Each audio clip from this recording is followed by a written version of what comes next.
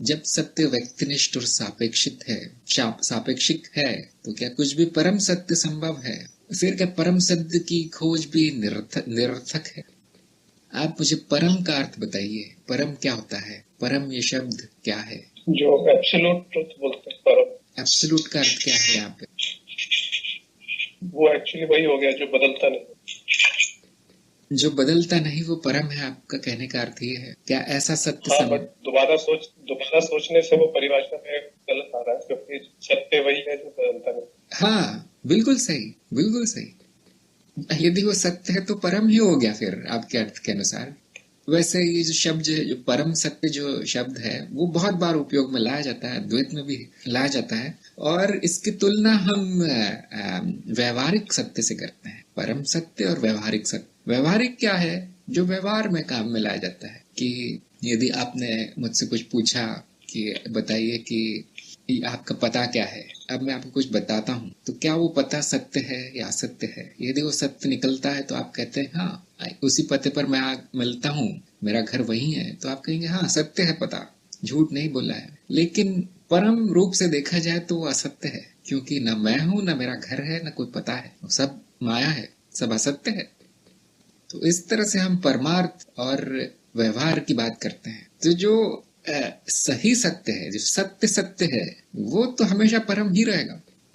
लेकिन आपने ये जो पूछा है प्रश्न, वो परम के बारे में नहीं पूछा कि परम सत्य क्या है। आपने पूछा है कि जब सत्य व्यक्तिनिष्ठ और सापेक्षित है तो क्या वो परम रहेगा? परम भी व्यक्तिनिष्ठ और सापेक्षिक है, और जो व्यवहारिक है वो तो पूरी तरह से व्यक्तिनिष्ठ और सापेक्षिक। वो तो उसमें तो कुछ आपको भी कोई संशय नहीं होगा कि वो जो हम दैनिक जीवन में कार्य में लाते हैं, सत्य या असत्य, वो पूरी तरह से व्यक्तिनिष्ठ होता है। और व्यवहारिक का अर्थ ही है सापेक्षिक, रिलेटिव। जो परम है वो भी व्यक्तिनिष्ठ और सापेक्षिक है। ये बड़ी चौंका देने वाली बात है।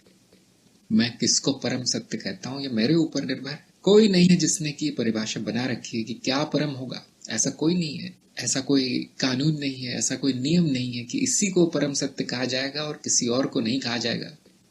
जो कि आप देखते हैं, जो आपका अनुभव होगा कि जैसे ही दर्शन बदल गया, सत्य भी बदल गया। अद्वैत में ये परम सत्य है, सांख्य में वो परम सत्य है, बौद्ध में कुछ और परम सत्य है, विज्ञान में कुछ और ही परम सत्य है। तो जैसे दर्शन बदल जाते हैं, अर्थात व्यक्ति बदल जाते हैं, उन दर्शनों के कर्ता तो व्यक्ति ही है, उन दर्शनों का जो स्रोत है वो तो व्यक्ति ही है। तो वो बदल जाए तो सत्य की परिभाषा ही बदल जाती है। क्या सत्य?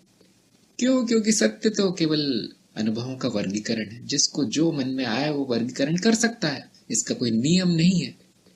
इसीलिए उस भाग का नाम है सत्य का यथार्थ। यानी आपको ये जानना बहुत आवश्यक है कि सत्य मनगढ़ंत है, यहाँ तक कि परम सत्य भी मनगढ़ंत है। अब उसको फिर परम क्यों मान लूं? ये मानने वाली बात है। यदि आपको उसका उपयोग लगता होगा तो आपको मानना है, नहीं उस उपयोगी नहीं है आपके लिए तो कुछ और है आपका परम सत्य फिर। इसीलिए ज्ञानी जो है सत्य असत्य को लेकर वाद विवाद नहीं करता। कोई कह देता है कि नहीं ये सत्य नहीं है, आपने जो कहा है कुछ और सत्य है, तो ज्ञानी कहता है ठीक है, फिर कुछ और सत्य है। जो है वो है, उसके बारे में कुछ कहा नहीं जा सकता। जो अस्तित्व है उसमें न सत्य है न असत्य है, न सत्यहीनता है न असत्यहीनता है। इस तरह की हम भाषा उपयोग में लाते हैं जब हम अस्तित्व के बारे में कहते हैं। जब वो द्वैत हो जाता है तब विभाजन संभव है। तब हम विभाजन इस तरह करते हैं ताकि हमें ज्ञान मिले, ताकि हमारे अज्ञान का अंत हो, और ताकि हम कोई अच्छा कर्म चुन सके। यदि हमें कर्म नहीं करना होता तो हमारे लिए सत्य असत्य सब बराबर है, सब बराबर है। ये बराबरी, ये अद्वैत इस अस्तित्व का स्वभाव है। उस अस्तित्व में कुछ सत्य सत्य नहीं है, उसको कुछ नहीं करना, क्या सत्य है क्या सत्य। जो अनुभवकर्ता का भी स्वभाव है, आपने देखा होगा, उसके सामने सत्य रख दो तो स्वीकार है, असत्य या माया रख दो स्वीकार है। अनुभवकर्ता नहीं बोलता कि मुझे माया नहीं देखना, मुझे माया का अनुभव नहीं चाहिए, ऐसा कभी नहीं कहता अनुभवकर्ता। उसकी कोई पसंद नापसंद नहीं है, उसमें ऐसा कुछ भी नहीं है जो कहता हो कि सत्य सत्य। सत्य असत्य चित्त द्वारा विभाजन जो किया जाता है अनुभव का, वो है। और जो चित्त करता है वो माया के पूरी तरह से अंदर आ जाता है, अंतर्गत आता है, माया के अंतर्गत है चित्त।